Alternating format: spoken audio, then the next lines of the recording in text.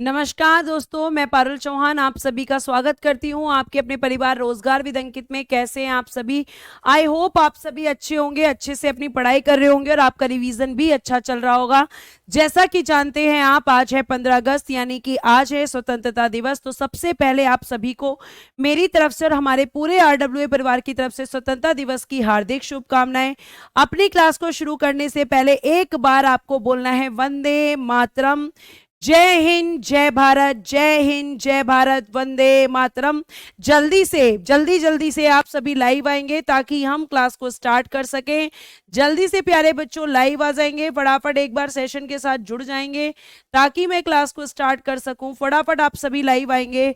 यश अवस्थी, पंकज, ददिद्र, रोहित चौहान, रजनीश, कृष्णा, महिपाल, महेंद्र कुमार, आजाद, गोल्डी, पुष्पेंद्र, सचिन, अनुज, सुशील, कुशप्रीत, जिया, कन्हैया, नीरज, चेनाराम, आरिफ, रामचंद्र, कंचन, सारा, सवाई, नीलू, सभी को मेरी तरफ से नमस्ते, राधे राधे, राम राम। प्यारे प्यारे बच्चों, आप सभी को भी हैप्पी इंडिपेंडेंस डे।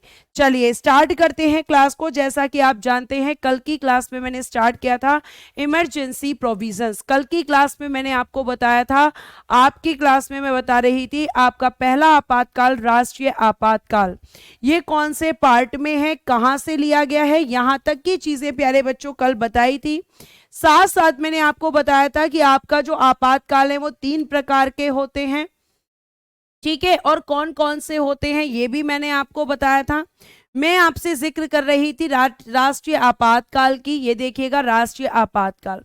तो राष्ट्रीय आपातकाल को मैं आपको यहां पढ़ा रही थी और उसको मैं पूरा आपको पढ़ाऊंगी और अब आपको प्रॉब्लम नहीं होनी चाहिए।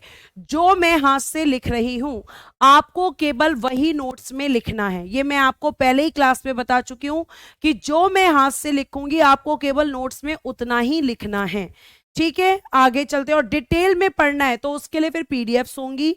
आगे चलते हैं और देखिएगा कल मैं आपको क्या बता रही थी। कल प्यारे बच्चों मैंने आपको बताया था कि जो राष्ट्रीय आपातकाल होता है, ठीक है, इस आपातकाल की घोषणा, ध्यान से सुनिएगा, राष्ट्रीय आपातकाल हम कल पढ़ रहे थे।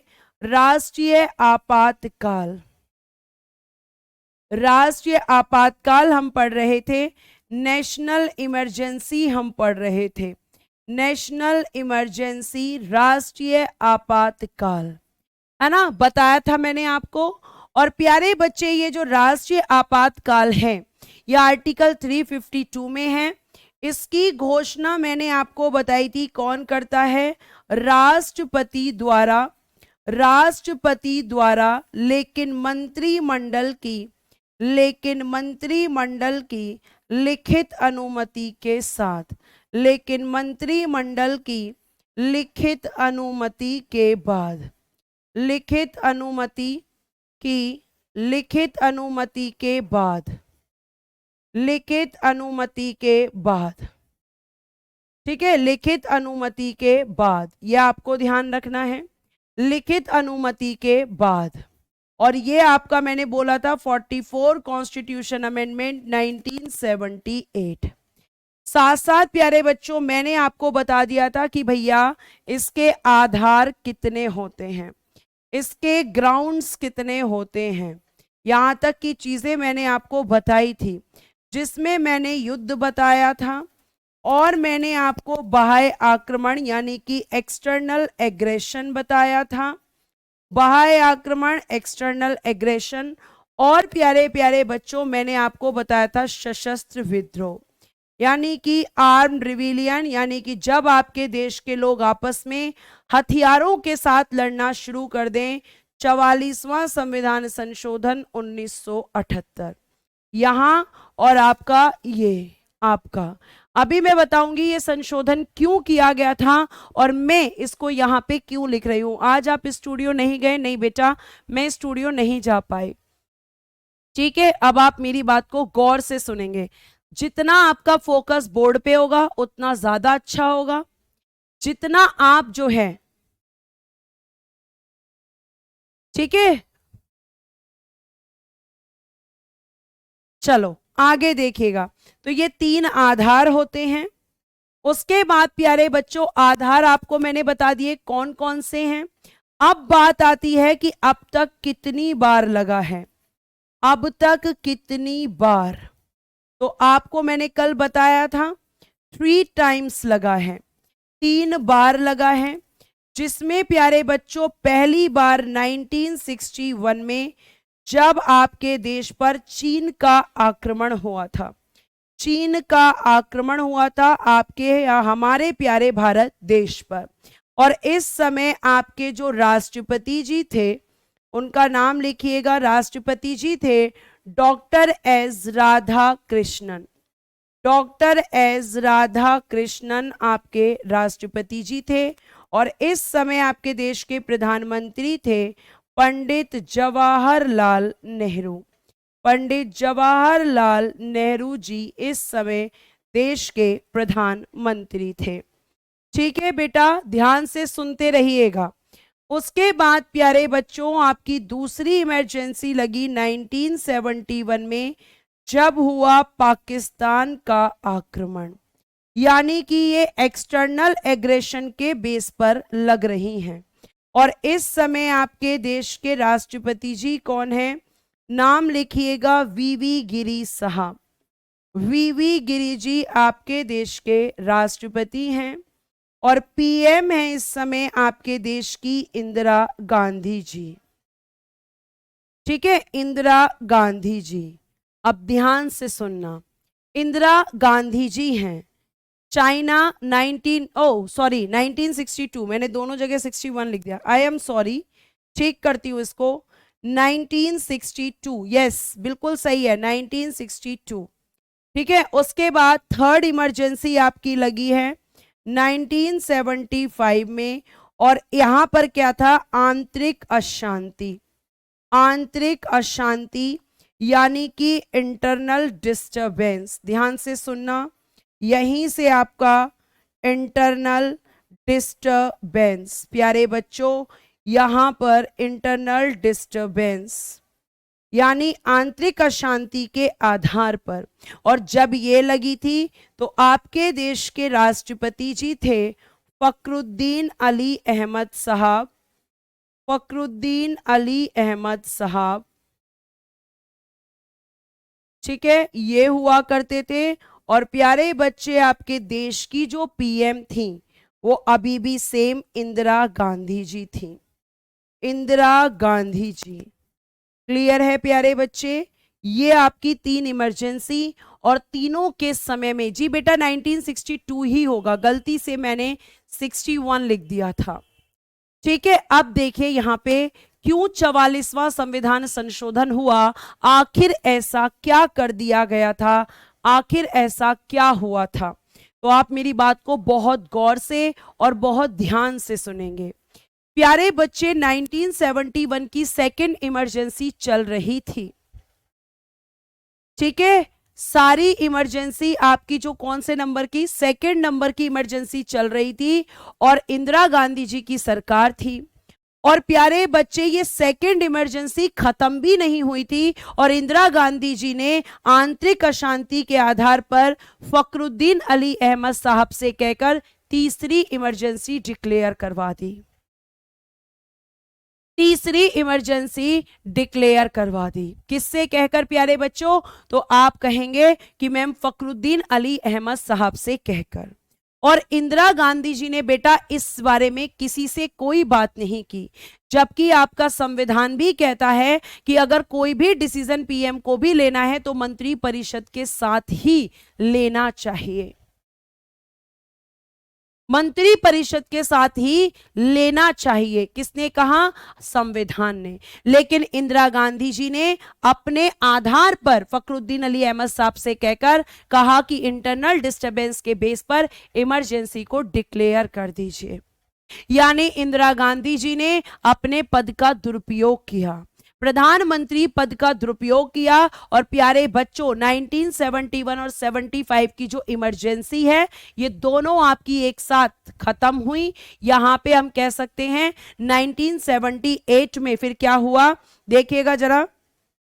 फिर 1978 में प्यारे बच्चों एक आपके न्यू पीएम बने जिनका नाम है मोरारजी देसाई। इनकी सरकार आई और मोरारजी देसाई साहब ने सबसे पहले आकर, इनके समय में क्या हुआ, इनके समय हुआ 44वां संविधान संशोधन। 44वां संविधान संशोधन हुआ प्यारे बच्चों। और ये कब हुआ, तो 1978 में मोरारजी देसाई की सरकार में ये संशोधन किया गया। और इस संशोधन को करके एक तो पीएम की तानाशाही को खत्म किया गया कि पीएम इमरजेंसी का मिसयूज नहीं कर सकते।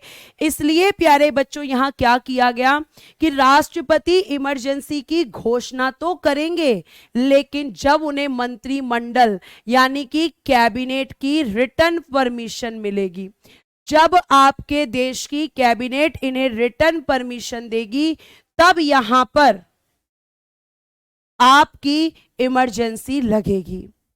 इंदिरा गांधी जी ने प्यारे बच्चे अपने हिसाब से शासन चलाया, उन्हें जो ठीक लगता था वो उन्होंने किया। तो यहां पे मोरारजी देसाई साहब आए और उनके समय में एक संशोधन हुआ और 44वां संविधान, सीए का मतलब है कॉन्स्टिट्यूशन अमेंडमेंट। नोट्स में यही लिखना है, अब मत पूछना कि नोट्स में क्या लिखना है, जो मैं हाथ से लिख रही हूं केवल वही नोट्स में लिखना है और कुछ नहीं लिखना नोट्स में, ठीक है। तो इन्होंने कहा कि राष्ट्रपति डिक्लेयर करेंगे। क्यों कहा कि जैसे इंदिरा गांधी जी ने फखरुद्दीन अली अहमद साहब से कहा और फखरुद्दीन अली अहमद जी ने उनके कहने पर इमरजेंसी को डिक्लेयर कर दिया। उन्होंने क्या कर दिया, डिक्लेयर कर दिया। और प्यारे बच्चों अब यहां पे क्या था कि अब ऐसा नहीं होगा, डिक्लेयर अभी भी राष्ट्रपति करेंगे, लेकिन जब तक कैबिनेट की रिटर्न परमिशन नहीं मिलेगी, मतलब केवल प्रधानमंत्री के कहने पर इमरजेंसी नहीं लगेगी। तो पहला चेंज ये हुआ। फिर प्यारे बच्चों दूसरा चेंज क्या हुआ कि जो ये सशस्त्र विद्रोह शब्द है, ठीक है, इस सशस्त्र विद्रोह शब्द की जगह पहले आंतरिक अशांति शब्द था। पहले आंतरिक अशांति शब्द था, पहले आंतरिक अशांति शब्द था, जिसका इंदिरा गांधी जी ने गलत मतलब निकाला। तो यहां पे क्या किया गया, ये जो आंतरिक अशांति, ये जो इंटरनल डिस्टरबेंस शब्द है, इसे हटाया गया। और आपको पता है हटाने के लिए क्या करना पड़ेगा, 44वां संविधान संशोधन 1978, कहा कि संविधान से ये आंतरिक अशांति शब्द हटाओ, संविधान से आंतरिक अशांति शब्द को हटाओ और इसकी जगह पर प्यारे बच्चे लिखिएगा इस शब्द को जोड़ा गया, इस शब्द को जोड़ा गया। और जोड़ा भी किस संशोधन के द्वारा गया, तो आप कहोगे जोड़ा गया 44वें संविधान संशोधन के द्वारा। क्लियर है बेटा, ये आपको ध्यान रखना है। ये थी इंदिरा गांधी जी की तानाशाही और इस तानाशाही को आगे कोई भी ना कर सके, इसलिए संशोधन करके सब क्लियर कर दिया गया। ठीक है, यह आपको ध्यान रखना है। ठीक, यह आपको पता होना चाहिए। तो इस तरीके से प्यारे बच्चे इमरजेंसी लगी। आखिर मैम इंदिरा गांधी जी ने इमरजेंसी क्यों लगवाई थी, उन्हें उससे क्या फायदा होने वाला था? तो प्यारे बच्चों मैं आपको बताती हूं कि क्यों उन्होंने लगवाई थी। अब एक आप लेकिन उसके पहले क्या पढ़ेंगे कि जब कोई इमरजेंसी लगाई जाती है तो आपको क्या लेना होता है, अनुमोदन। आपको लेना होता है प्यारे बच्चों अप्रूवल। किस पर अप्रूवल लेने जा रहे हो, नेशनल इमरजेंसी पर। अप्रूवल किस पर लेना होता है, इमरजेंसी पर। और किसका, लोकसभा और राज्यसभा का। मैम अप्रूवल का मतलब क्या होता है, अप्रूवल का मतलब होता है सहमति लेना, यानी लोकसभा और राज्यसभा से भी पूछा जाता है। यही कहानी थी बेटा, और क्या कहानी, इंदिरा गांधी जी की पर्सनल लाइफ थोड़ी बताऊंगी मैं। यही कहानी थी कि इंदिरा गांधी जी ने किस तरीके से मिसयूज किया था। ठीक है, और कहानी में मैं उनकी बच्चों के परिवार के बारे में थोड़ी बताऊंगी, एग्जाम ओरिएंटेड चीजें ही मैं आपको बताऊंगी। ठीक है, चलो बेटा जिसे नहीं पढ़ना है वो क्लास से जा सकता है। आपकी इन हरकतों से कि आप सोचते हैं मैं आपका नाम लूंगी, बिल्कुल नहीं लूंगी। बहुत सारे बच्चे हैं ऐसे। मैं केवल और केवल सिर्फ पढ़ने वाले बच्चों से बात करूंगी, फालतू कमेंट्स ना मैं लूंगी, ना ही आप लोगों की वजह से मैं अपना मूड खराब करूंगी, क्योंकि बाकी बच्चे जो पढ़ना चाहते हैं। संध्या अभी बताएंगे इमरजेंसी लगने पर क्या प्रभाव होता है, सब बताऊंगी, पहले आप पेशेंस रखेंगे, ठीक है, ये आपको ध्यान रखना है। अब ये बताओ कि आपको ये समझ में आया कि इमरजेंसी क्यों लगती है, इमरजेंसी किस आधार पे लगती है, इमरजेंसी क्यों लगाई जाती है, जल्दी से बताओ। फटाफट ये बात समझ में आई। अब ये जो इमरजेंसी लगी है इस पर हमें अप्रूवल भी लेना होगा, ऐसा नहीं कि अकेले राष्ट्रपति ही डिसीजन ले लेते हैं, तो लोकसभा और राज्यसभा की सहमति लेनी होगी, और सहमति लेने के लिए कितना समय मिलता है, ठीक है। अब ध्यान से सुनिएगा बहुत अच्छे से प्यारे बच्चों। अनुमोदन की अगर हम बात करते हैं तो ध्यान रखना, राष्ट्रपति जी, ध्यान से सुनना, उद्घोषणा के दिन से, या आप लिखो घोषणा के दिन से, घोषणा के दिन से 1 माह के अंदर अंदर, 1 माह के अंदर अंदर, 1 माह के अंदर अंदर, यानी विद इन 1 मंथ, 1 महीने का टाइम होता है लोकसभा और राज्यसभा का अप्रूवल लेने का। जैसे कि अगर 15 अगस्त को नेशनल इमरजेंसी डिक्लेयर होगी तो 15 सितंबर से पहले पहले आपको आपकी लोकसभा और राज्यसभा का अप्रूवल लेना होगा, ठीक है। आगे आगे प्यारे बच्चे अगर हम बात करते हैं तो ध्यान से सुनिएगा। फिर बात आती है कि ये जो आपका अनुमोदन लिया जाता है ये किस बहुमत से, अनुमोदन या अप्रूवल विशेष बहुमत से, अप्रूवल किससे, विशेष बहुमत, ठीक है, यानी कि जिसे आप कहते हैं स्पेशल मेजॉरिटी, जिसे आप कहते हैं स्पेशल मेजॉरिटी, यानी कि 2/3 मेजॉरिटी, 2/3 मेजॉरिटी। और अब ध्यान से सुनना, 2/3 मेजॉरिटी कहते हैं आप इसको, ये मैं आपको समझा चुकी हूं। देव कुमार जी थोड़ा पेशेंस रखिए, मैं दोबारा रिवीजन करवाऊंगी ये पढ़ाकर, उसके बाद फिर आप रिवाइज कीजिएगा। प्लीज क्लास में प्लीज फोकस बनाकर रखिए, it's my humble request guys, please. मैं इतना आराम आराम से अब आपको पढ़ा रही हूं, सब लिखकर पढ़ा रही हूं, उसके बाद भी अगर आप नहीं पढ़ पा रहे हैं तो फिर इसका मतलब ये है कि आपका फोकस क्लास में नहीं है, क्योंकि अगर समझ में नहीं आएगा तो किसी को भी समझ में नहीं आएगा, किसी को नहीं समझ में आएगा अगर नहीं समझ में आएगा तो, ठीक है। आगे देखिएगा, अप्रूवल कैसे लेते हैं, विशेष बहुमत से। और विशेष बहुमत क्या होता है ये मैंने आपको प्रेसिडेंट में बताया था कि जिस सदन से आप अनुमोदन ले रहे हो पहले टोटल का 50% +1 और फिर प्रेजेंट एंड वोटिंग का 2/3। प्यारे बच्चे मैंने ये कल की क्लास में भी आपको बताया था, ठीक है। आगे देखिएगा,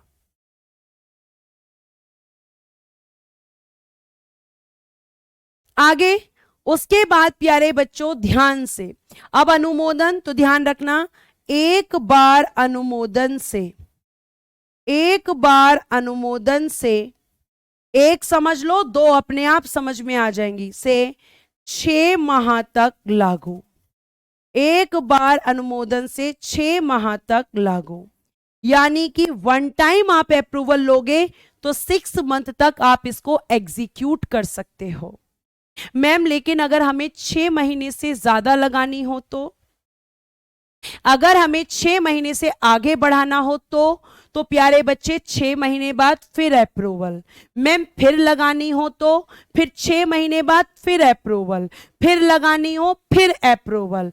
तो पहले टाइम पर 1 महीने का और फिर 6 महीने पर आप इसको एक्सटेंड करवा सकते हो, आप इसको आगे लगा सकते हो। तो आप मुझसे बोलेंगे कि अधिकतम अवधि कितनी होती है मैम, अधिकतम अवधि बताइए इसकी, मैक्सिमम ड्यूरेशन कितना होता है, मैक्सिमम ड्यूरेशन अगर हमसे एग्जाम में पूछ लिया जाए तो आप कहेंगे कि मैक्सिमम ड्यूरेशन जो होता है, मैक्सिमम ड्यूरेशन अधिकतम समयावधि असीमित समय तक, असीमित समय तक, यानी कि इसकी कोई समय सीमा नहीं है।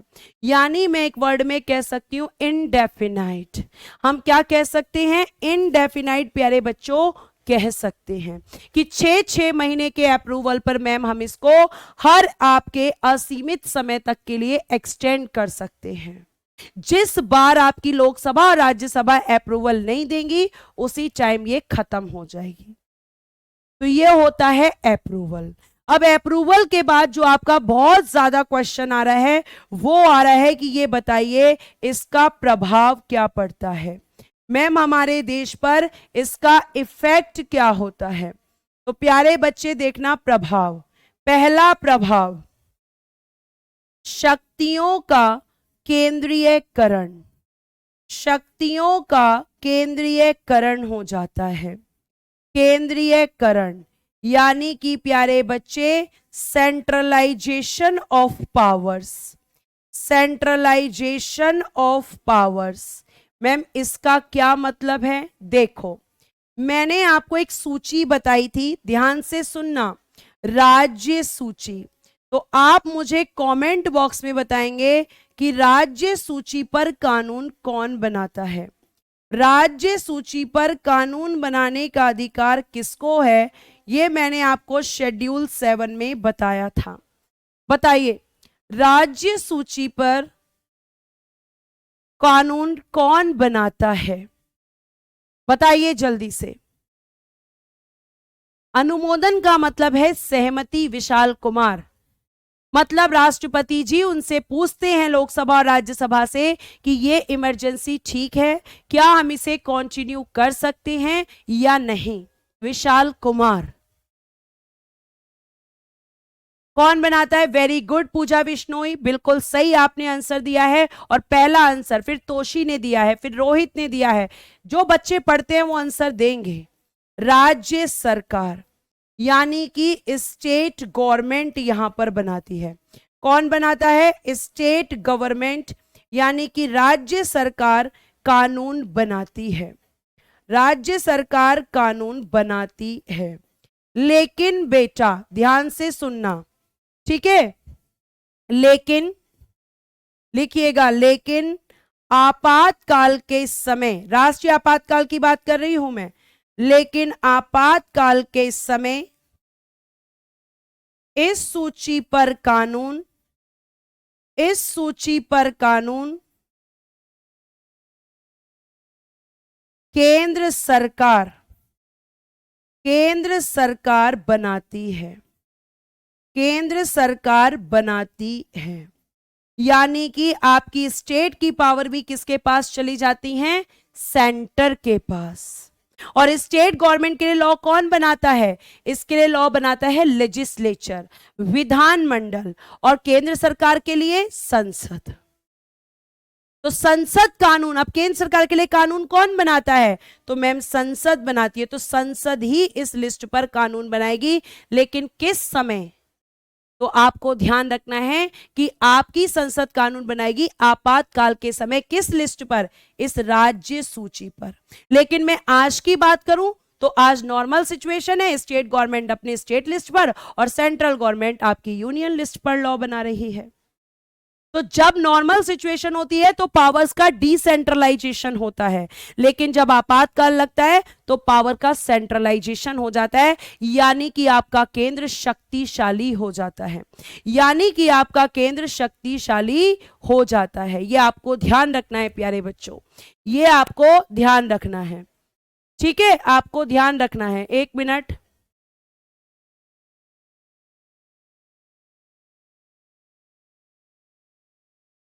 ठीक है, ये क्या करता है, ये आपका यहां पर हम कह सकते हैं कि ये आपका पावरफुल हो जाता है। ठीक है, आगे देखिएगा फिर दूसरा प्रभाव क्या पड़ता है। दूसरा प्रभाव देखना, दूसरा लोकसभा और विधानसभा, लोकसभा या विधानसभा यानी कि लेजिस्लेटिव असेंबली, लेजिस्लेटिव असेंबली के कार्यकाल को, के कार्यकाल को संसद द्वारा, संसद द्वारा एक बार में, संसद द्वारा एक बार में 1 वर्ष के लिए बढ़ाया जा सकता है, बढ़ाया जा सकता है। मैम क्यों बढ़ाया जाता है, क्योंकि प्यारे बच्चे इमरजेंसी के समय इलेक्शन नहीं होता, क्योंकि आपातकाल के समय निर्वाचन नहीं होता। अब कोई लोकसभा काम कर रही है और इमरजेंसी के समय ही उसका कार्यकाल पूरा हो गया, तो उस समय उसके कार्यकाल को एक बार में 1 वर्ष के लिए, आपको मैम इमरजेंसी 2 साल और लगी तो फिर से एक बार में 1 वर्ष के लिए। क्या आज तक कभी ऐसा हुआ है? जी हां, आज तक ऐसा हुआ है। 5वीं लोकसभा के कार्यकाल को, 5वीं लोकसभा के कार्यकाल को 2 बार बढ़ाया गया, कार्यकाल को 2 बार बढ़ाया गया, क्योंकि इस समय पर इलेक्शन नहीं हो सकते, इस समय पर इलेक्शन नहीं हो सकते। ठीक है, और प्यारे बच्चों तीसरा, ठीक है, बहुत सारे बच्चे पता नहीं भैया आप लोगों का क्या होगा जीवन में, आप क्या करेंगे अपने भविष्य में, क्या करेंगे, मुझे तो समझ ही नहीं आ रहा। ठीक है, समझ ही नहीं आ रहा कि आप लोग अपने भविष्य में क्या करेंगे। डेली एक क्वेश्चन करते हैं, बेटा मुझे माफ करिए, मुझे उन बच्चों को पढ़ाने दीजिए जो पढ़ना चाहते हैं। मैं आप लोगों के सामने हाथ जोड़ सकती हूँ, इसके अलावा कुछ नहीं कर सकती। ये अभी आपको बहुत ज्यादा लग रहा है, लेकिन जब एग्जाम में इनको लेकर बैठोगे ना आप, जब आपको लगेगा कि पॉलिटी ऐसी पढ़ा दी गई है कि अब दोबारा पढ़ने की जरूरत नहीं है, सीजीएल दो, एसएससी जीडी दो, आपके एसएससी के द्वारा कराए हुए जितने एग्जाम हैं, रेलवे दो, ये सब आपका यहां से कंप्लीट हो जाएगा। और समझ में उन्हीं को नहीं आता जो रेगुलर क्लास नहीं करते, उन्हें दुनिया में कोई टीचर नहीं समझा सकता। प्यारे बच्चे जरूरी नहीं कि ऑल इंडिया में लागू हो, ये इंडिया के जिस पार्ट को इफेक्ट करेगा पर्टिकुलर उस पार्ट में भी लग सकता है। ये जरूरी बिल्कुल नहीं है कि आपकी नेशनल इमरजेंसी पूरे भारत पर ही लगेगी, ऐसा बिल्कुल जरूरी नहीं है। ठीक है, आगे देखिए, अब हम बात करते हैं आगे पॉइंट्स की। तीसरा आपका प्रभाव पड़ता है, एक आपका आर्टिकल है, ध्यान से सुनना, आर्टिकल 358। ये क्या कहता है? ये कहता है कि अगर राष्ट्रीय आपातकाल, अगर राष्ट्रीय आपातकाल युद्ध, युद्ध यानी कि वॉर या बाह्य आक्रमण, बाह्य आक्रमण, एक्सटर्नल एग्रेशन, युद्ध या बाह्य आक्रमण के आधार पर, के आधार पर लगता है, तो आर्टिकल 19 स्वयं निलंबित हो जाता है। स्वयं निलंबित यानी कि सस्पेंड हो जाता है। आप बताएंगे आर्टिकल 19 में क्या है, आप बताएंगे आर्टिकल 19 में क्या है। अगर आप कहो मैम सशस्त्र विद्रोह के आधार पे लगेगा तो आर्टिकल 19 सस्पेंड नहीं होगा। ये आपका आर्टिकल 19 तभी सस्पेंड होगा जब आप वॉर या एक्सटर्नल एग्रेशन के आधार पे इसको लगाओगे। ठीक है, ये आपको ध्यान रखना है। आगे अगर मैं आपसे बात करूं तो आपका चौथा प्रभाव क्या पड़ता है, आर्टिकल 359। और आर्टिकल 359 की अगर मैं आपसे बात करती हूं तो इसमें क्या दिया गया है, इसमें कहा गया है कि राष्ट्रपति आपातकाल के समय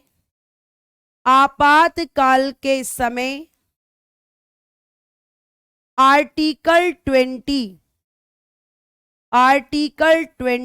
और 21 को छोड़कर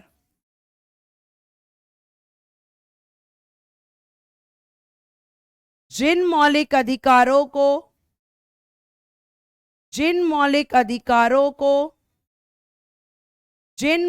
अधिकारों यानी कि फंडामेंटल राइट्स, जिन मौलिक अधिकारों को निलंबित करना चाहते हैं, निलंबित यानी कि सस्पेंड, निलंबित करना चाहते हैं,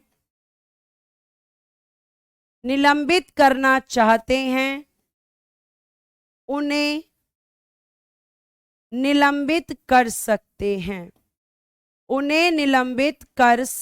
हैं। लेकिन ध्यान रखना आर्टिकल 20 और 21 कभी सस्पेंड नहीं होता।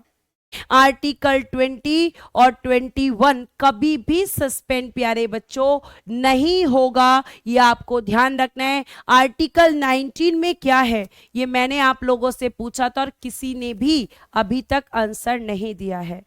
ठीक है, मैं बिल्कुल नाराज नहीं हूं बेटा, बिल्कुल नहीं,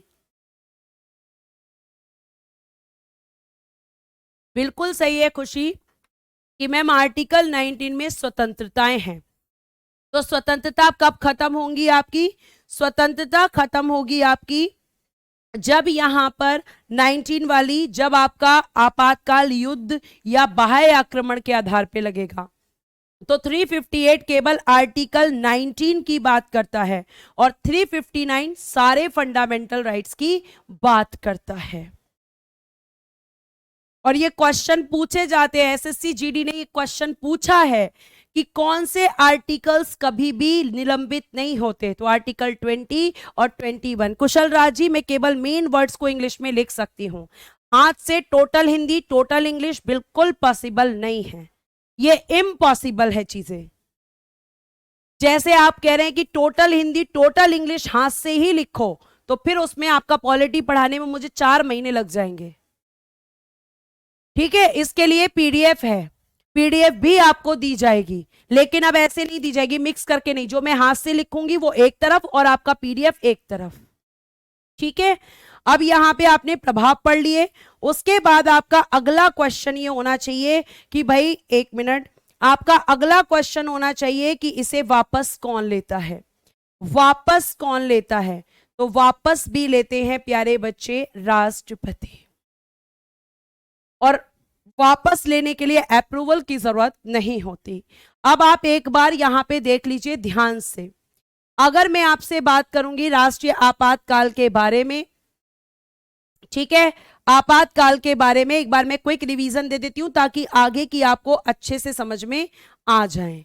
देखिए यहां पर मैंने पढ़ाना शुरू किया आपको यहां से, बेटा राष्ट्रीय आपातकाल नेशनल इमरजेंसी लगाने का कार्य राष्ट्रपति करते हैं, लेकिन राष्ट्रपति मंत्रिमंडल की लिखित अनुमति से करेंगे। और ये जो लिखित अनुमति वाला प्रोविजन है ये 44वें संविधान संशोधन के द्वारा आपके संविधान में जोड़ा गया। 1978 से पहले लिखित अनुमति की जरूरत नहीं होती थी। उसके बाद ये आपकी 3 आधारों पर लगती है, युद्ध, बाह्य आक्रमण और सशस्त्र विद्रोह। अब ये जो सशस्त्र विद्रोह शब्द है ये 1978 में आपके संविधान में जोड़ा गया। पहले इस शब्द की जगह आंतरिक अशांति शब्द था। आंतरिक अशांति शब्द को रिप्लेस किया गया, उसे हटाया गया और आपके सशस्त्र विद्रोह वर्ड को आर्म रिबिलियन शब्द को एड ऑन किया गया। 44वें संविधान संशोधन से आपकी 3 चीजें हुई। पहला, लिखित अनुमति, दूसरा, सशस्त्र विद्रोह शब्द को जोड़ा गया और तीसरा, आंतरिक अशांति शब्द को हटाया गया। ठीक है, आपके अब देश में अब तक 3 बार इमरजेंसी लग चुकी है, 1962, 1971 और 1975। 62 और 71 में इमरजेंसी एक्सटर्नल एग्रेशन के बेस पर लगी थी, यानी कि बाह्य आक्रमण के आधार पे, जबकि 1975 में इंदिरा गांधी जी ने अपनी पावर का मिसयूज करते हुए और अपनी सत्ता को बनाए रखने के लिए, क्योंकि इंदिरा गांधी जानती थी कि लोकसभा के इलेक्शन इमरजेंसी के समय नहीं हो सकते और जिसको लोकसभा में बहुमत होता है उसी की सरकार चलती रहती है, क्योंकि इमरजेंसी में इलेक्शन नहीं होते। और इंदिरा गांधी जी ने अपनी सत्ता को बनाए रखने के लिए इमरजेंसी का मिसयूज किया और आंतरिक अशांति के आधार पर बिना किसी से डिस्कस किए क्या कर दिया, राष्ट्रपति फखरुद्दीन अली अहमद साहब से इमरजेंसी को डिक्लेयर करा दिया। ठीक, उसके बाद प्यारे बच्चों मैंने आपको बताया कि आपके इंदिरा गांधी जी के बाद मोरारजी देसाई प्रधानमंत्री बने और उनके समय 44वां संविधान संशोधन हुआ था। ठीक है, 44वां संविधान संशोधन क्यों हुआ आपको बता चुकी हूं अनुज कुमार, आप सुनेंगे तभी समझ आएगा। आप 1 घंटे से यही मैसेज कर रहे हैं बेटा, मैं लगातार बता रही हूं कि संविधान में परिवर्तन करने के लिए, संविधान को चेंज करने के लिए संशोधन होता है और यहां पे चेंज करना था कि केवल राष्ट्रपति घोषणा करेंगे, अपनी मर्जी से नहीं, मंत्रिमंडल की लिखित अनुमति से। फिर आपका सशस्त्र विद्रोह शब्द 44वें संविधान संशोधन के द्वारा जोड़ा गया और किस शब्द की जगह, आंतरिक अशांति शब्द को हटाकर। सीए का मतलब होता है विशाल जहां, कॉन्स्टिट्यूशन अमेंडमेंट, संविधान संशोधन। ठीक है, उसके बाद प्यारे बच्चों अब आपने इमरजेंसी डिक्लेयर तो हो गई, लेकिन केवल किसने की है, राष्ट्रपति जी ने। और मैंने हमेशा आपको बोला है कि राष्ट्रपति जी अकेले कोई काम नहीं करते, लोकसभा और राज्यसभा के साथ मिलकर करते हैं। तो डिक्लेयर करने के बाद वो लोकसभा और राज्यसभा से अपना अनुमोदन लेते हैं कि मैंने जो इमरजेंसी डिक्लेयर की है वो सही है या गलत है। अगर लोकसभा अप्रूवल देगी तो इमरजेंसी कंटिन्यू होगी, नहीं देगी तो इमरजेंसी खत्म हो जाएगी। अप्रूवल का समय कितना होता है, क्वेश्चन पेपर में यही पूछा जाता है, तो 1 माह होता है। किस अप्रूवल किससे मिलता है, स्पेशल मेजॉरिटी से। 1 बार अनुमोदन से 6 माह तक लागू। और प्यारे प्यारे बच्चों अधिकतम अवधि, मैक्सिमम ड्यूरेशन कितना होता है, तो वो होता है आपका इनडेफिनाइट, यानी कि असीमित समय तक 6 महीने के लिए आप इसे लागू कर सकते हो।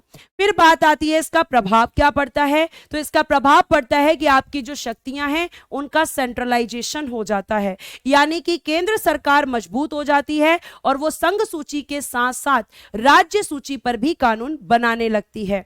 फिर उसके बाद लोकसभा और विधानसभा के कार्यकाल को इस समय पर बढ़ाया जा सकता है, क्योंकि इमरजेंसी के समय पर इलेक्शन नहीं होते हैं। तीसरा प्रभाव मौलिक अधिकारों पर पड़ता है, जिसमें आर्टिकल 358 ये कहता है कि अगर इमरजेंसी आपकी युद्ध या बाह्य आक्रमण के आधार पर लगेगी तो आर्टिकल 19 सस्पेंड होगा, लेकिन सशस्त्र विद्रोह के आधार पर लगेगी तो आर्टिकल 19 सस्पेंड नहीं होगा। ठीक, और उसके बाद प्यारे बच्चों आर्टिकल 359 ये सारे फंडामेंटल राइट्स की बात करता है। ये कहता है राष्ट्रपति से कि आप किसी भी मौलिक अधिकार को सस्पेंड कर सकते हो, लेकिन 20 और 21 को छोड़कर। ये एक्सेप्शन है, ये कभी भी सस्पेंड नहीं होते। सस्पेंड का मतलब होता है कुछ समय के लिए, क्योंकि मौलिक अधिकारों को खत्म नहीं कर सकते हैं। क्लियर है? अब यहां तक बात समझ आई? अगर आई हो तो प्लीज जल्दी से थम्स अप्स और मुझे स्माइली चाहिए आप लोगों के। उसके बाद प्यारे बच्चों आपकी अगली आपका आपातकाल होता है, ध्यान से सुनिएगा, जिसे हम कहते हैं राष्ट्रपति शासन। सब में वही हेडिंग रहेगी, राष्ट्रपति शासन। सबसे पहले इसको लिखेंगे आप प्रेसिडेंशियल रूल, प्रेसिडेंशियल रूल, ठीक है, प्रेसिडेंशियल रूल। और ये है आपका आर्टिकल 356 में, आर्टिकल 356 में। प्यारे बच्चे राष्ट्रपति शासन की अगर हम बात करते हैं तो सबसे पहले कि भाई इसकी घोषणा, तो आपको ध्यान रखना है इसकी घोषणा भी कौन करते हैं? राष्ट्रपति जी, राष्ट्रपति ही करते हैं, लेकिन मंत्रिमंडल की अनुमति से। यहां लिखित अनुमति की जरूरत नहीं, मंत्रिमंडल की अनुमति से, अनुमति के बाद, ठीक है, लिखित नहीं चाहिए यहां पर, केवल मौखिक, ओरली केवल मंत्रिमंडल का अप्रूवल चाहिए, ठीक है। इंग्लिश में लिखिए, declared, declared by the president, declared by the president, but after approval, but after approval, but after approval of cabinet, of cabinet। ध्यान रखना बेटा यहां रिटर्न परमिशन की जरूरत नहीं है, ठीक है। और आपको यह बता दूं कि राष्ट्रपति शासन कहां लगता है प्यारे बच्चे, ये राज्यों में लगता है, ये स्टेट्स में लगता है, ठीक है। और इमरजेंसी पूरे भारत या भारत के किसी हिस्से पर लगती है। घोषणा हो गया। अब मैम अगला पॉइंट है आधार, ग्राउंड क्या होता है इसको लगाने का। तो प्यारे बच्चों ध्यान से, ग्राउंड होता है राज्यों में संवैधानिक तंत्र विफल, राज्यों में संवैधानिक तंत्र विफल होने पर, संवैधानिक तंत्र विफल, ठीक है। जब आपके स्टेट्स में लिखिएगा failed the constitutional machinery, constitutional machinery in states, ठीक है, constitutional machinery, constitutional machinery in states, राज्यों में संवैधानिक तंत्र के विफल होने पर। जब किसी स्टेट में कॉन्स्टिट्यूशनल मशीनरी फेल हो जाती है, मैम कॉन्स्टिट्यूशनल मशीनरी का मतलब क्या होता है, उसका क्या मतलब होता है? तो प्यारे बच्चों आपको ध्यान रखना है कि जो कॉन्स्टिट्यूशनल मशीनरी होती है उसका मतलब है कि जब राज्य संविधान की बात नहीं मानते, जैसे अगर तुम अपने घर में अपने पेरेंट्स की बात नहीं मानोगे तो तुम्हें घर के बाहर का रास्ता भी दिखाया जा सकता है, ठीक है। तो आपको जैसे अपने घर में रहकर अपने पेरेंट्स की बात को मानना चाहिए, ऐसे ही राज्य को बोला जाता है, सुनो राज्य तुम केंद्र की संतान हो और तुम्हें केंद्र की बातों को मानना चाहिए, नहीं मानोगे तो तुम मेरा अपमान करोगे। यानी संविधान के खिलाफ जाकर जब राज्य कार्य करते हैं तो उसे संविधान की मशीनरी को फेल होना कहते हैं, कि संविधान का पालन नहीं हो रहा है। लेकिन मैम ये बात बताता कौन है राष्ट्रपति को? राष्ट्रपति तो सेंटर में होते हैं। तो प्यारे बच्चे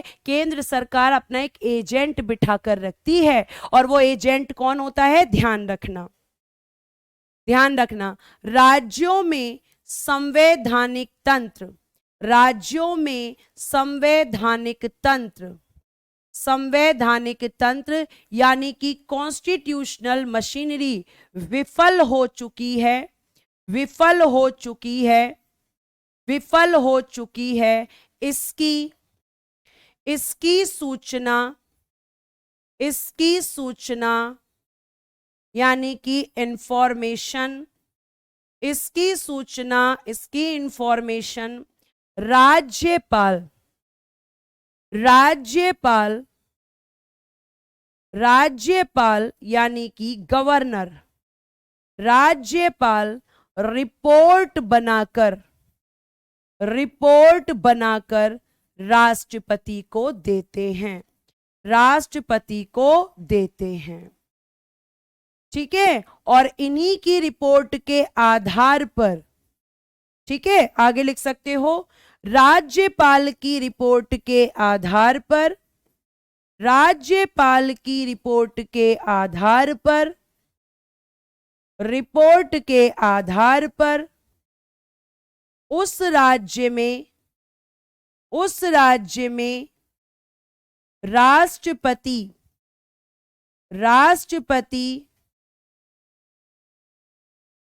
राष्ट्रपति शासन की घोषणा करते हैं, राष्ट्रपति शासन की घोषणा करते हैं। ठीक है, और घोषणा करने से पहले किससे पूछते हैं? कैबिनेट से। ये मैं आपको ऑलरेडी बता चुकी हूं। राज्यपाल साहब शिकायत करेंगे, सुनिए राष्ट्रपति जी, राज्य में काम अच्छे से नहीं हो रहा है, और काम अच्छे से नहीं हो रहा है इस बात की रिपोर्ट बनाकर भेज देते हैं, और राष्ट्रपति जी उस रिपोर्ट को मंत्रिमंडल को भेजते हैं, मंत्रिमंडल उनको बोलती है, और राष्ट्रपति राज्य में क्या कर देते हैं? राष्ट्रपति शासन की घोषणा करते हैं। अब घोषणा हो गई, अब अगला अनुमोदन, अगला पॉइंट होगा। आप सारी इमरजेंसी को जब दोबारा पढ़ोगे तो आपको ऐसा लगेगा कि केवल पॉइंट्स याद होने चाहिए। तो बताओ जल्दी बेटा, अनुमोदन किसका लेना होगा? या आप बताओगे अब की बार मुझे? अप्रूवल किसका लेने के लिए जा रहे हैं हम लोग? तो अप्रूवल किस दिन से लिखना? घोषणा के दिन से, घोषणा के दिन से 2 माह के अंदर अंदर, 2 माह के अंदर अंदर। ठीक है, यानी जिस दिन डिक्लेयर होगा उस दिन से लेकर 2 महीने, यानी कि with in 2 months, with in 2 months, 2 माह के अंदर अंदर। अब ये अनुमोदन मैम कैसे लिया जाएगा? अनुमोदन साधारण बहुमत से, अनुमोदन साधारण बहुमत यानी कि सिंपल मेजॉरिटी से, साधारण बहुमत यानी कि सिंपल मेजॉरिटी। ठीक है, जिसमें आपका प्रेजेंट एंड वोटिंग का 50% + 1 सब समझा रखा है मैंने आपको क्लास में। साधारण बहुमत से किसका लेने जा रहे हैं? अभी भी लोकसभा और राज्यसभा का, लोकसभा और राज्यसभा का, और लिख लेना, और राज्यसभा का। शाबाश, ठीक है, ये आपको ध्यान रखना है। अनुमोदन देगी तो लगेगा, नहीं देगी तो नहीं देगे लगेगा। ठीक है, साधारण बहुमत से लेते हैं यहां पर अप्रूवल। उसके बाद फिर से वही चीज, एक बार अनुमोदन से, एक बार अनुमोदन से 6 माह तक लागू, एक बार अनुमोदन से 6 माह तक लागू, यानी 6 मंथ्स तक आप इसको इन्फोर्स्ड कर सकते हो, या फिर एग्जीक्यूट वर्ड यूज कर सकते हो। एग्जीक्यूट यानी कि लागू, कितने टाइम के लिए? 6 मंथ्स के लिए। ठीक है, अब मैम फिर लगाना हो फिर अप्रूवल, फिर लगाना हो फिर अप्रूवल, तो 6 महीने पर अप्रूवल। अब आता है फिर से हमारा वही क्वेश्चन, मैक्सिमम ड्यूरेशन बताओ। मैक्सिमम ड्यूरेशन बेटा इसकी होती है 3 इयर्स, 3 वर्ष तक इसको केवल लगा सकते हो, 3 वर्ष से ज्यादा नहीं। फिर प्यारे बच्चों अगला क्वेश्चन हमारा मैम, आज तक कब पहली बार कहां लगी? पंजाब में, पहली बार पंजाब में। सबसे ज्यादा बार कहां लगा है? तो प्यारे बच्चे यूपी और मणिपुर में, यूपी और मणिपुर। कब कब? 10 टाइम्स, मणिपुर 10 टाइम्स। यह आपका लग चुका है। ठीक है, यह आपको ध्यान रखना है। तो आपको एक और बार ध्यान से सुन लीजिए ये क्यों लगता है? जब राज्य संविधान के हिसाब से काम नहीं करते, केंद्र उनको कोई निर्देश देता है वो नहीं मानते, तो राज्यों में संवैधानिक तंत्र विफल हो जाता है। राज्यपाल रिपोर्ट बनाकर राष्ट्रपति को देते हैं, राष्ट्रपति उस रिपोर्ट के आधार पर मंत्रिमंडल की अनुमति से इसको डिक्लेयर कर देते हैं। फिर उसके बाद इसका भी अप्रूवल लेने होता है, और अप्रूवल का समय यहाँ 2 महीने होता है, यहाँ पे साधारण बहुमत से, यहाँ पर एक बार अप्रूवल से 6 महीने, और इसका मैक्सिमम ड्यूरेशन है 3 साल। 3 साल तक 6-6 महीने पर अप्रूवल लेकर आपको क्या हो जाता है, आप इसे 3 वर्ष तक लगा सकते हो। 6 महीने से पहले खत्म हो सकता है? बिल्कुल हो सकता है, बिल्कुल हो सकता है। क्यों नहीं होगा? बिल्कुल हो जाएगा। ठीक है, आपको ध्यान रखना है।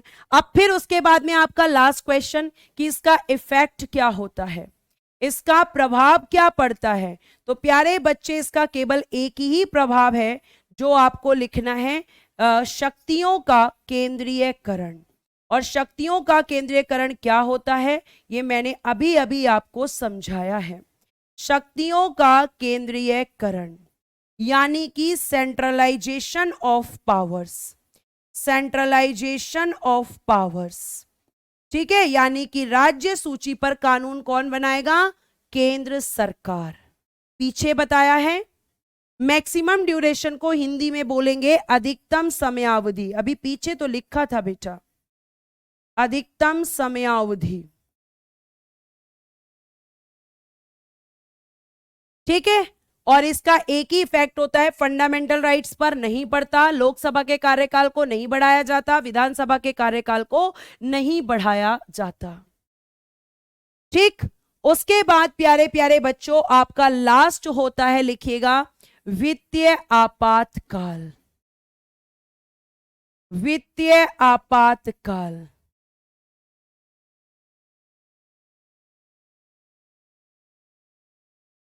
Financial emergency, financial emergency. कुशल राज्य, अब ये टॉपिक कंप्लीट करने दीजिए। ठीक है, और ये है आपका आर्टिकल नंबर 360 में। इसमें क्या है, ध्यान से, इसमें भी पहले घोषणा सेम पर्सन, क्योंकि तीनों राष्ट्रपति की शक्तियां हैं, राष्ट्रपति, लेकिन मंत्रिमंडल की अनुमति से, यहां पर भी ऑरल ही चाहिए, मंत्रिमंडल की अनुमति के बाद, अनुमति के बाद। ठीक, उसके बाद प्यारे बच्चों अगला, घोषणा के बाद इसका आधार बताओ मैम, ग्राउंड बताओ इसका, तो वो होता है आपका वित्तीय अस्थिरता, वित्तीय अस्थिरता, वित्तीय अस्थिरता यानी कि फाइनेंशियल अनस्टेबिलिटी, फाइनेंशियल अनस्टेबिलिटी, ये आपका होता है वित्तीय अस्थिरता। मैम इसका क्या होता है, इसका मतलब क्या होता है? ठीक है, इसका मतलब होता है प्यारे बच्चे कि जब किसी देश के पास इतना भी पैसा नहीं रहता, नहीं बेटा, पहले घोषणा होती है फिर अनुमोदन लिया जाता है। मैंने तो आपको अनुमोदन हमेशा बाद में ही लिखवाया है। ठीक है, अब ध्यान से सुनिएगा, वित्तीय स्थिति का मतलब है कि जब सरकार के पास इतना भी पैसा ना बचे कि आपको भूख लग रही है तो आपकी भूख मिटा सके, आपको कपड़े की जरूरत है तो आपके देश में पैसा ही नहीं है कि आपके पास पहुंचे और आप जो है कपड़ा खरीद सकें। ठीक है, मतलब जब आपकी सरकार आपकी जो बेसिक नीड्स होती हैं, जो मूलभूत आवश्यकताएं हैं, जब सरकार उनको भी पूरा नहीं कर पाती, जब सरकार उनको भी पूरा नहीं कर पाती, तो प्यारे बच्चों तब हम कहते हैं कि हमारा देश गरीब हो गया है, हमारे देश में फाइनेंशियल अनस्टेबिलिटी क्रिएट हो गई है। जैसे आपने देखा था, जैसे कि प्यारे बच्चों आपने देखा था कि आपके देश में लॉकडाउन लगा था, कब? कोविड के समय पर, कोविड के समय पर लगा था, और कोविड के समय आप सब सारे काम बंद हो गए थे, लोगों की इनकम बंद हो गई थी, और जब इनकम नहीं होगी तो फिर बताओ लोग खाना कैसे खाएंगे, कपड़े कैसे पहनेंगे, किराए के मकान में रहते तो किराए का मकान का किराया कैसे देंगे। और प्यारे बच्चे, इस तरह की अभी थोड़े दिनों पहले इमरजेंसी, सॉरी आपकी वहां लगी थी श्रीलंका में, श्रीलंका में लगी थी। और प्यारे बच्चों, आपको ध्यान रखना है कि अगर मैं इसकी बात करूं तो भारत में आज तक नहीं लगी, भारत में आज तक नहीं लगी। आपके देश में पहली बार लग सकती थी अगर लॉकडाउन थोड़ा सा और आगे बढ़ जाता, क्योंकि सारा काम बंद हो गया था, अर्थव्यवस्था बहुत घाटे में पहुंच गई थी। ये आपको ध्यान रखना है कि भारत ने इस सिचुएशन को हैंडल किया और आज तक इसे अपने यहां पर नहीं लगने दिया। ठीक है।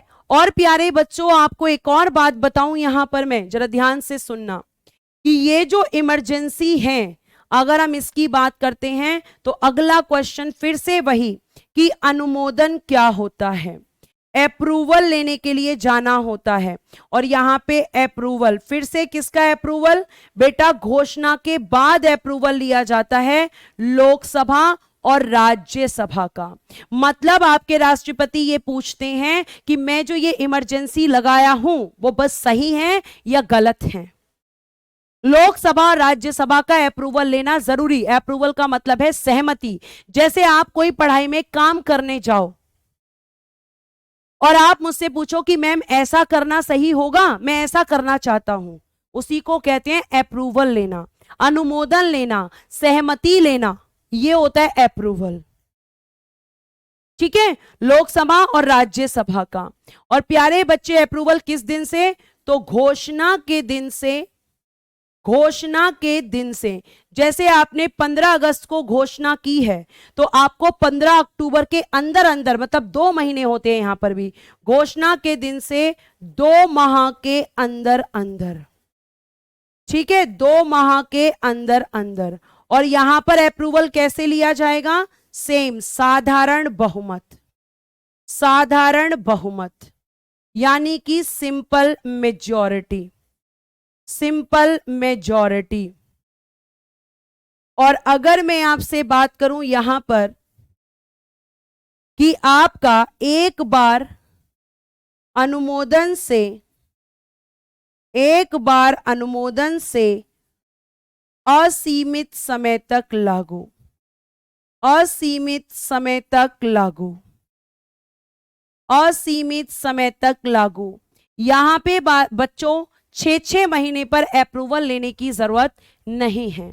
यहां पर कभी भी 6-6 महीने के अप्रूवल नहीं, केवल एक बार अप्रूवल लो और एक बार अप्रूवल लेकर फिर इसे आप अनलिमिटेड टाइम तक रख सकते हो। वहां पे कितना था, हर 6-6 महीने पे अप्रूवल, लेकिन यहां हर 6 महीने पे अप्रूवल की जरूरत नहीं होती। अब अगला पॉइंट क्या होगा, इफेक्ट। कविता कुमारी जी, लोकसभा और राज्यसभा संसद के सदन होते हैं, विधानसभा और विधान परिषद आपके राज्य विधानमंडल के सदन होते हैं।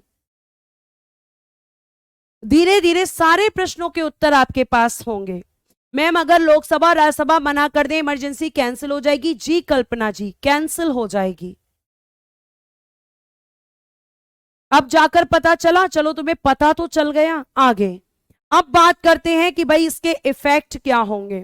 तो जाहिर सी बात है कि देश में जब आपके दिक्कत होगी फाइनेंशियल तरीके से, तो आपकी सैलरी, अगर आप गवर्नमेंट वर्कर हैं तो सैलरी डिडक्ट होगी। देखो क्या किया जाएगा कि आपके केंद्र सरकार, ठीक है, केंद्र सरकार यानी कि सेंट्रल गवर्नमेंट, सेंट्रल गवर्नमेंट, और प्यारे बच्चों आपकी राज्य सरकार यानी कि स्टेट गवर्नमेंट,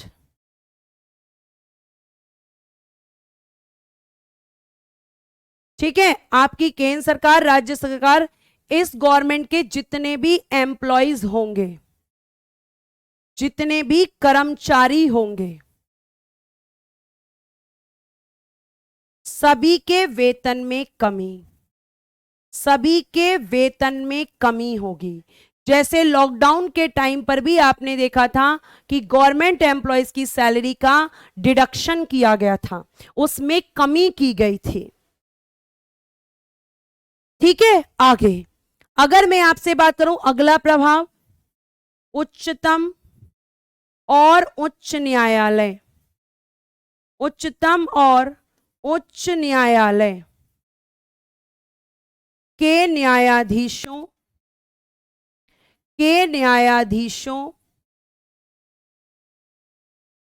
यानी कि जजेस of supreme and high court क्या किया गया था, इनके भी वेतन में कमी।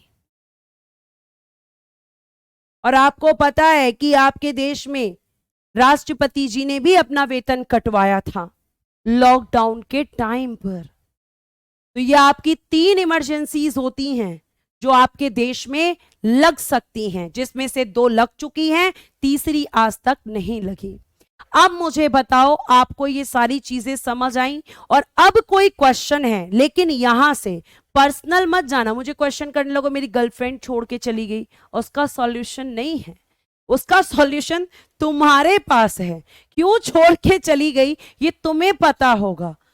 अगर यहां से कोई क्वेश्चन है तो आप पूछ सकते हो, क्योंकि प्यारे बच्चों, और अगर आपको अच्छे से समझ आ गया है तो अब मैं अगले चैप्टर की तरफ चलूंगी, जिसका नाम है उपराष्ट्रपति।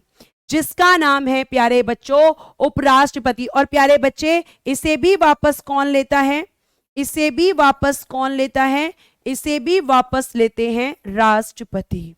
राष्ट्रपति ही लगाते हैं और राष्ट्रपति ही वापस लेते हैं। लगाने के लिए परमिशन चाहिए, लेकिन वापस लेने के लिए परमिशन नहीं चाहिए। ठीक है भाई, मेरी सैलरी के पीछे क्यों पड़े रहते हो तुम लोग, हैं भाई? अजीत जी, आप क्या कमेंट कर रहे हैं, समझ ही नहीं आ रहा। ठीक है, thank you so much for response everyone. जैसा आप चाहते हो वैसा पढ़ाया जा रहा है, लेकिन ध्यान रखिएगा कि आपकी लंबी लंबी क्लासेस लगेंगी और वो आपको लेनी पड़ेंगी, चाहे आप हंसते हुए ले दांत दिखाकर, चाहे फिर आप रोते हुए ले, बेटा क्लास तो लेनी ही पड़ेगी। ठीक है, आगे देखिएगा। अब यहां पे आपका अगला टॉपिक है भारत के उपराष्ट्रपति, और आपको ये बहुत अच्छे से समझना है। जो मैं हाथ से लिखूंगी आपको वो लिखना है, आपको पीडीएफ से नहीं लिखना है। मजा आ गया? समझ में आ गया? अच्छे से समझ आ गया? अब आप खुश हो? जल्दी बताओ, हैप्पी हो? दांत निकाल के दिखा दो अपने, ताकि मुझे पता चल जाए। छुट्टी नहीं करूंगी, रोज रोज तुम एक ही बात कहते हो। नहीं, बिल्कुल भी नहीं, छुट्टी नहीं मिलेगी बेटा। बस छुट्टी के लिए मत बोलना, बाकी कुछ भी बोल देना, बस छुट्टी मत बोलना। ठीक है, अब देखो, इंग्लिश मीडियम वाले बच्चों के लिए पीडीएफ लगी रहेगी, लेकिन हिंदी मीडियम के बच्चों को मैं बार बार एक चीज बोलूंगी, आपको केवल वो लिखना है जो मैं हाथ से लिख रही हूं। और इंग्लिश मीडियम वाले बच्चों, जो यहां पर इंग्लिश में लिखा हुआ होगा वही मैं हिंदी में लिखूंगी। तो अब बार बार मत पूछना कौन सा लिखें, जो मैं हाथ से लिखूंगी वही आपको मिलेगा पीडीएफ फॉर्म में। अब ध्यान से, भारत का उपराष्ट्रपति, ये आपका टॉपिक है। टॉपिक का नाम तो हाथ से लिखने की जरूरत नहीं है, इसको लिख लेना, the vice president of India. अब प्यारे बच्चों, जो आपके उपराष्ट्रपति हैं, ठीक है, वाइस प्रेसिडेंट हैं, जरा इनके बारे में लिखना, तो ध्यान से लिखना। अगर मैं बात करूं तो ये आपकी कौन सी सेकेंड हाईएस्ट पोस्ट होती है? Second highest post of India. Second highest post of India, Bharat का दूसरा सर्वोच्च पद। भारत का दूसरा सर्वोच्च पद होता है, भारत का दूसरा सर्वोच्च पद। यहां लिखा है the vice president is secondary in the hierarchy after the president. Hindi में लिखना है भारत का दूसरा सर्वोच्च पद है। क्लियर? इसके अलावा इसमें कुछ नहीं लिखा, कुछ नहीं लिखा। जी हां, 2 घंटे भी क्लास चलेंगी अब आपकी, इसमें कोई शक नहीं है। लव यू टू रूबी जी। चलिए आगे देखिएगा।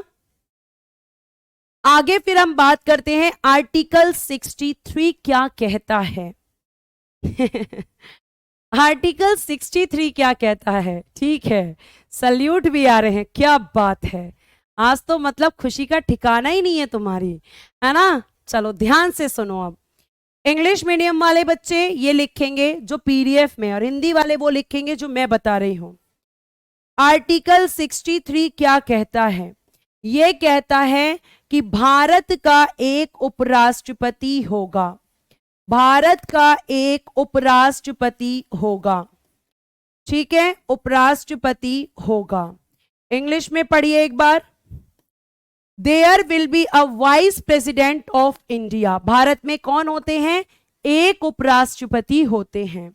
उसके बाद ये जो उपराष्ट्रपति होते हैं इनके बारे में आर्टिकल 64 क्या कहता है कि उपराष्ट्रपति राज्यसभा का पदेन सभापति होगा। पदेन सभापति होगा, ठीक है। इंग्लिश मीडियम वाले बच्चे भी यहां पे देखें क्या लिखा है। The vice president is the ex officio chairman of the Rajya Sabha. और ये बात है बेटा आर्टिकल 64 में। यहां से यहां तक आपका आर्टिकल 64 है। अब इसका क्या मतलब है? इसका क्या मतलब है, ध्यान से मेरी बात को सुनिए। प्रिंस का मुंह देखो, ऐसा लग रहा है कि प्रिंस अपना मुंह लेकर मेरे सामने आ गए होंगे और ऐसे बैठे हैं, ऐसे ऐसे इमोजी भेजा है। इतने दुख हैं उनके जीवन में इस बात को सुनकर कि मैम 2 घंटे क्लास होगी। अरे बेटा इतना कष्ट क्यों ले रहे हो? अब तो आपकी ज्यादातर क्लासेस खत्म हो चुकी हैं, फिर क्यों दुखी हो रहे हो? 2 घंटे पढ़ सकते हो ना। अच्छा लड्डू खाने हैं तुम्हें? लड्डू भी ऑनलाइन खाने पड़ेंगे, फिर देख लो, है ना। लड्डू भी अगर मैं तुम्हें खिलाऊंगी भी तो ऑनलाइन ही खाने पड़ेंगे। चलो ध्यान से सुनो, अभी बताऊंगी बेटा कि उपराष्ट्रपति कौन है, ठीक है। इस समय कौन है, पहले कौन थे, क्या आज तक कोई महिला बनी है या नहीं बनी है, ठीक है। ध्यान से तो आपके ये सभापति, इसको समझने की कोशिश करो। राज्यसभा के पदेन सभापति, ex officio chairman of Rajya Sabha. अब मेरी बात को ध्यान से सुनना, प्लेन स्लाइड पर लिख के बता रही हूं। प्यारे बच्चों बहुत अच्छे से समझना कि जो उपराष्ट्रपति जी हैं ना, इनका एक पद तो है, इस नाम का एक पद, एक इस नाम की एक पोस्ट आपके संविधान में है। लेकिन एक दिक्कत है, और वो दिक्कत क्या है? दिक्कत यह है कि जो उपराष्ट्रपति जी हैं ना, उपराष्ट्रपति के नाम से कोई काम नहीं है। उपराष्ट्रपति के नाम से कोई काम नहीं, उपराष्ट्रपति के नाम से कोई काम नहीं। प्यारे बच्चों ये वाइस प्रेसिडेंट एक पद तो है, लेकिन वाइस प्रेसिडेंट के नाम से कोई भी काम नहीं होता है, कोई काम नहीं होता। तो मैम फिर ये क्यों बनाया हुआ है? अब ये जो उपराष्ट्रपति होते हैं ये किस नाम से काम करते हैं? तो प्यारे बच्चे इनका मुख्य कार्य यानी कि जो मेन फंक्शन होता है, मुख्य कार्य मेन फंक्शन, वो प्यारे बच्चों होता है कि ये होते हैं राज्यसभा के सभापति। राज्यसभा के सभापति यानी chairman of Rajya Sabha, chairman of Rajya Sabha. प्यारे बच्चों ये इनका मुख्य काम है। नाम क्या है? उपराष्ट्रपति। ऐसा नाम कि कोई काम ही नहीं है, लेकिन किस नाम से? सभापति के नाम से काम है। आपने देखा होगा कि कुछ लोग अपने असली नाम से किताबें नहीं लिखते, किसी और नाम से किताबें लिखते हैं, ठीक है, तो हम उन्हें उन्हीं नाम से जानते हैं। तो उपराष्ट्रपति केवल एक नाम है, लेकिन नाम से कोई काम नहीं है। समझ आई? आगे देखो, और इनका एक काम और होता है, लेकिन वो टेम्पररी होता है, कभी कभी होता है। जब राष्ट्रपति का पद रिक्त हो जब राष्ट्रपति का पद रिक्त, ठीक है, यानी कि आपके प्रेसिडेंट की पोस्ट वैकेंट हो जाए, जब आपके प्रेसिडेंट किसी कारण से अपने पद पर ना रहें, उनकी डेथ हो जाए, वो रिजाइन दे दें या फिर उन्हें हटा दिया जाए, जैसा कि मैंने आपको इंपीचमेंट पढ़ाया है, महाभियोग पढ़ाया है, तो उस समय क्या करते हैं, कार्यवाहक राष्ट्रपति के रूप में कार्यवाहक राष्ट्रपति के रूप में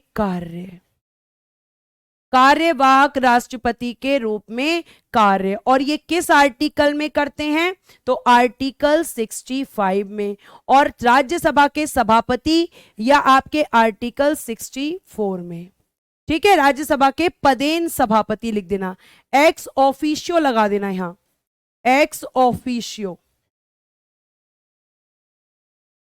तो दो काम है, अब आप देख लो, यहां इनका नाम है एक्टिंग प्रेसिडेंट, और जब राज्यसभा के सभापति का काम कर रहे हैं तो यहां नाम है प्यारे बच्चे चेयरमैन, यहां नाम है प्यारे बच्चों चेयरमैन। तो कहीं पर भी आप ध्यान रखिएगा कि इनका उपराष्ट्रपति के नाम से काम नहीं है, तो जिस नाम से काम नहीं है उस नाम की सैलरी भी नहीं है। सैलरी किसकी मिलेगी, या तो सभापति की, या फिर जब ये प्रेसिडेंट के रूप में काम करेंगे तो प्रेसिडेंट की। क्या ये बात समझ आई, क्या ये बात आपको अच्छे से दिमाग में फिट हुई है तो जल्दी से क्या चाहिए मुझे आपसे, नहीं, दांत निकालते हुए चाहिए, थम्स अप नहीं चाहिए। तुम लोग जब दांत निकाल के इमोजी भेजते हो वो मुझे चाहिए, तो जल्दी दे दो। अब आपका पहला क्वेश्चन आ रहा है बेटा, आपको लास्ट में सब लिस्ट दे दूंगी मैं कि पहले राष्ट्रपति कौन थे, दूसरे राष्ट्रपति कौन थे। अभी मैं फिलहाल यहां बता देती हूं कि आपके फर्स्ट वाइस प्रेसिडेंट, प्रथम उपराष्ट्रपति डॉक्टर एस राधा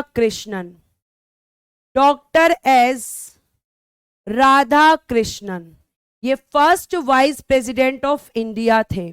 तो फर्स्ट ही कौन होंगे, राज्यसभा के चेयरमैन। और वर्तमान में कौन है, तो वर्तमान में है जगदीप धनखड़, और यही राज्यसभा के सभापति भी हैं। तो यह आपका क्वेश्चन का आंसर क्लियर है, बहुत बढ़िया, टूट ना जाए, ध्यान रखना, ज्यादा दांत दिखा रहे हो, ठीक है। चलो आगे चलते हैं। बेटा आपके ये फेस देखकर ना बड़ी खुशी होती है कि आप मुस्कुरा रहे हो, है ना, आप जब मुस्कुराते हो तो बहुत खुशी होती है। अब ध्यान से सुनिए, आगे बात समझ में आ गई, इसका मतलब तुम्हारे भेजे में अब घुस गया है, नोट्स कैसे बनते हैं ये भी तुम्हें पता चल गया है। अब आगे देखो ध्यान से, तुमने कौन कौन से आर्टिकल पढ़े, 63, 64। अब आगे आ जाओ, यहां पर देखना जरा, यहां पे क्या लिखा है। पहली बात तो यहां से ये हटाएंगे आप लोग, इस लाइन को अभी हटा देंगे, इसको हम आगे पढ़ेंगे या नहीं पढ़ेंगे, ठीक है, इसको हटा दीजिए यहां से, इसको हम आगे पढ़ेंगे। चलो ध्यान से देखना जरा इधर। अब ये पढ़ो कि भाई उपराष्ट्रपति का पद कहां से लिया गया है। हिंदी पहले मैं लिख देती हूं, उपराष्ट्रपति का पद अमेरिका से लिया गया है। ये मैंने सोर्सेज में आपको पढ़ाया है, अमेरिका से लिया गया है, ठीक है। हाथ वाला केवल आपको लिखना है इंग्लिश में। The provision regarding the post of vice president in the India have been taken from the Constitution of America. आपका ये पद कहां से लिया है हमने, अमेरिका से। कहां से लिया है, अमेरिका से। क्लियर, आगे। अब कुछ एक्स्ट्रा नहीं लिख रही हूं मैं, जो पीडीएफ में है वही हाथ से। अब आते हैं हमारा फेवरेट क्वेश्चन कि मैम हम उपराष्ट्रपति कैसे बन सकते हैं, उपराष्ट्रपति की योग्यताएं। तो प्यारे बच्चों आपको लिखना है उपराष्ट्रपति की योग्यताएं, ये तो खुद से लिख सकते हो। फिर qualification of the president vice president आपको लिखना है, और ये किस में है, आर्टिकल 66 के सब क्लॉज 3 में। Article 66, a person should be have the following qualification for the post of vice president. ठीक है, कि आपके उपराष्ट्रपति बनने के लिए योग्यताएं, तो आपको ध्यान रखना है क्वालिफिकेशंस, आपको ध्यान रखनी है योग्यताएं। और प्यारे बच्चों, ये जो योग्यताएं हैं ये आपकी कहां है, आर्टिकल 66 का सब क्लॉज 3 इसमें है। अब क्या क्या योग्यताएं, पहला, भारत का नागरिक हो, भारत का नागरिक। दूसरा, लाभ के पद पर ना हो, लाभ के पद पर ना हो। तीसरा, न्यूनतम आयु मिनिमम एज 35 वर्ष हो, 35 वर्ष, 35 ईयर्स हो। ठीक, यह आपको ध्यान रखना है। 6:30 से पहले टाइम ओवर नहीं होगा। रोहित चौहान, 6:30 के बाद टाइम ओवर होगा। डेली डेली आप एक बात क्यों कहलवाते हैं बेटा? ठीक है, तो भारत का नागरिक, लाभ के पद पर हो, न्यूनतम आयु कितनी, 35 वर्ष हो।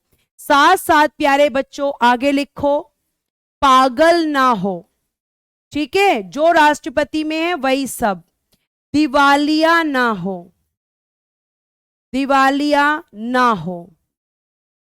उसके बाद नेक्स्ट, संसद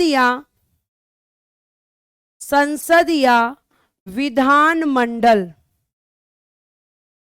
का सदस्य ना हो। अभी इंग्लिश में भी पढ़ाऊंगी बेटा, पेशेंस। मतलब एमपी नहीं होना चाहिए, एमएलए नहीं होना चाहिए, एमएलसी भी नहीं होना चाहिए। लेकिन अगर है तो लिखिएगा, लेकिन अगर है तो, लेकिन अगर है तो पद ग्रहण के दिन से, पद ग्रहण के दिन से उस सदन में जिसका वह सदस्य है, जिसका वह सदस्य है, जिसका वह सदस्य है, पद रिक्त हो जाएगा या पद रिक्त माना जाएगा। क्योंकि एक व्यक्ति एक समय में केवल एक ही पोस्ट पर रह सकता है, एक साथ 2 पोस्ट पर नहीं रह सकता है। ठीक है, यह आपको ध्यान रखना है। आगे देखिए, अब इंग्लिश में पढ़ेंगे केवल, क्योंकि हिंदी में मैं ऑलरेडी आपको बता चुकी हूं। हिंदी में देखिएगा, इंग्लिश में सॉरी, वह भारत का नागरिक हो, 35 वर्ष की, अच्छा मैंने दोबारा sorry, he should be a citizen of India, he must have completed 35 years of age. उसके बाद must be eligible to be elected as a member of the Rajya Sabha. ये हिंदी में भी एड ऑन करेंगे, अभी करवाऊंगी। मतलब राज्यसभा का सदस्य नहीं होना चाहिए, लेकिन राज्यसभा का सदस्य निर्वाचित होने की योग्यता हो। जैसे राष्ट्रपति में क्या थी, लोकसभा का सदस्य। एक बार हिंदी में ऐड ऑन कर लेंगे, ये वाला पॉइंट यहां पर कर देती हूं, थोड़ा ऊपर लिखिएगा, राज्यसभा का सदस्य निर्वाचित होने की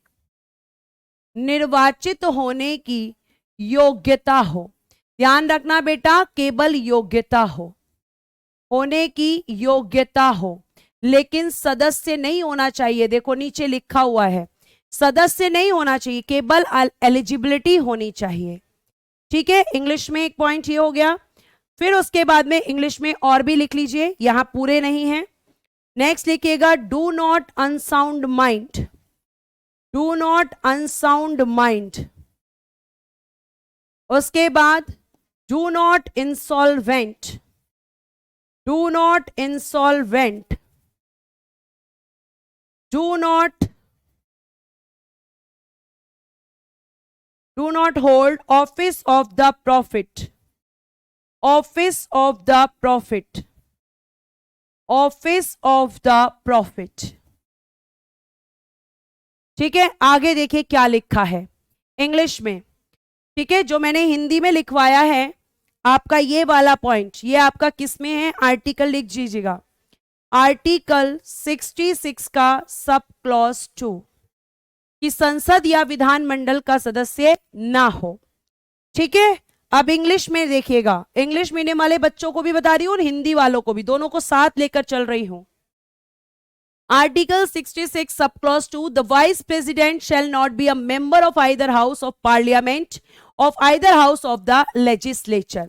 और अगर मेंबर है तो उस दिन, जिस दिन वो अपने ऑफिस को होल्ड करेगा, उस दिन उसकी पोस्ट वैकेंट हो जाएगी।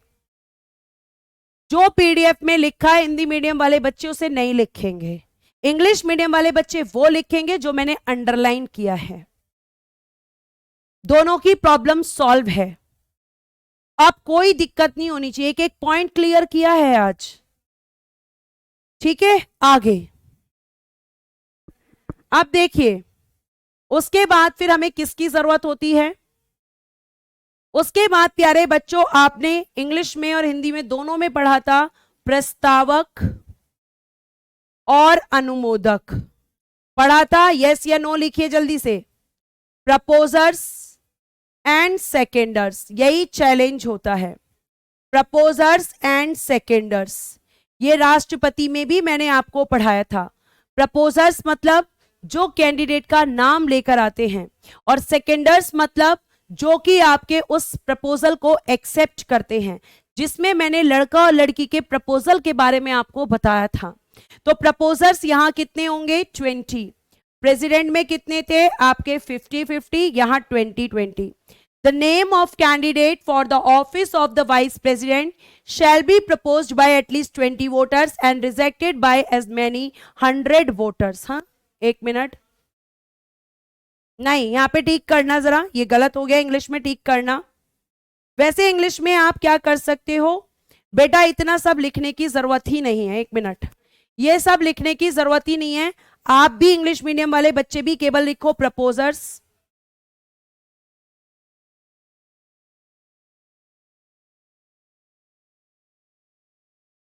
ठीक है, प्रपोजर्स और सेकेंडर्स, क्योंकि ये क्या होते हैं आपको पता है, ये मैं आपको लिखवा चुकी हूं।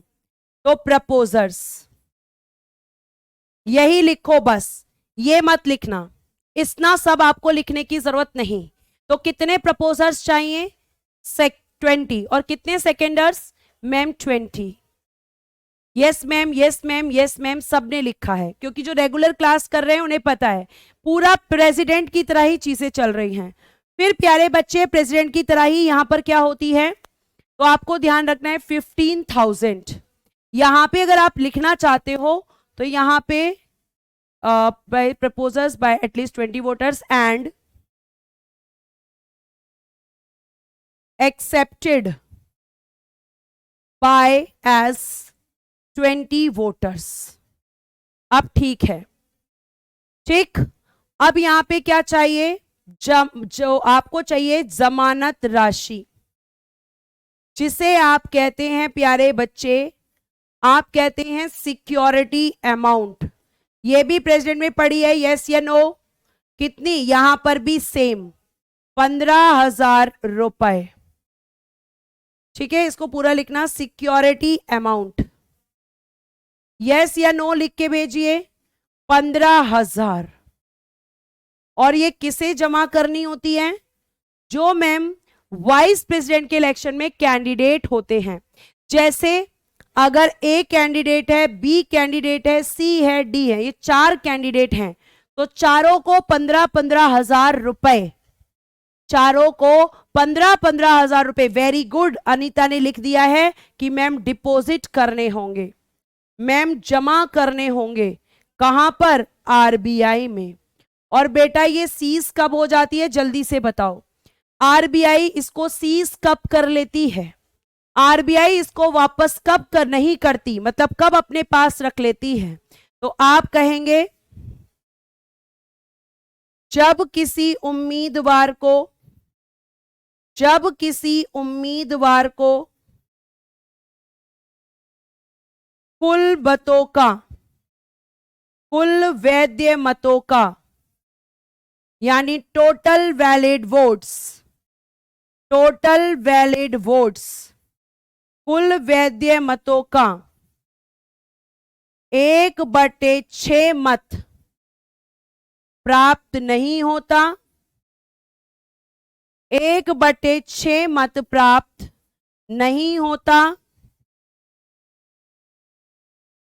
नहीं होता, तो आरबीआई इसे जब्त कर लेती है, जब्त यानी कि सीज्ड कर लेती है, मतलब वापस नहीं करती। ठीक है, मतलब वापस नहीं करती। Very good. 1/6, 1/6, जो बच्चे कह रहे हैं 50% + 1, वो जीतने के लिए होता है, वो जीतने के लिए होता है। ठीक है, इसका मतलब रिवीजन बिल्कुल नहीं चल रहा है। ये आपका हो गया। उसके बाद प्यारे बच्चों अब आते हैं उपराष्ट्रपति का निर्वाचन। यहां से कल मैं आपको पढ़ाऊंगी, आज के लिए यही रोकते हैं। कल हम पढ़ेंगे वाइस प्रेसिडेंट के इलेक्शन के बारे में। कुछ दिन का समय दीजिए, क्लास का टाइम मैं चेंज करवा दूंगी। ठीक है, मेरा एक बैच फिनिश होने वाला है और जैसे ही वो फिनिश होगा आपका बैच वहां शिफ्ट करवा दूंगी। वैलिड वोट का मतलब होता है कि जितने वोट पड़े हुए होते हैं उसमें कुछ इनवैलिड भी हो जाते हैं। इनवैलिड कब हो जाते हैं बेटा? जब कोई अपने वोट्स को ओपन कर देता है, क्योंकि यहां पर भी सीक्रेट वोटिंग होती है। अगर आप रेगुलर क्लास करेंगे तो एक एक पॉइंट क्लियर होगा, लेकिन आप स्किप करेंगे तो फिर दिक्कत आएगी, क्योंकि हर सब्जेक्ट को पढ़ने का यही तरीका है। विजय कुमी जी बेटा, मुझे पता है लेकिन मैं भी मजबूर हूं, बताइए क्या करूं? थोड़े दिन का समय दीजिए, सिलेबस ही कंप्लीट हो जाएगा, फिर आप आराम से रनिंग पे जाइएगा किसी भी टाइम। बेटा अगर क्लास अच्छी लगी हो तो हंसते हुए जाना, और आपके जो भी क्वेश्चन है 10, 5, 15, 20 सब टेलीग्राम ग्रुप में टैग कर दिया करो। ठीक है, आज के लिए धन्यवाद। Bye bye, take care and good day everyone. जय हिंद, जय Bharat. Thank you so much.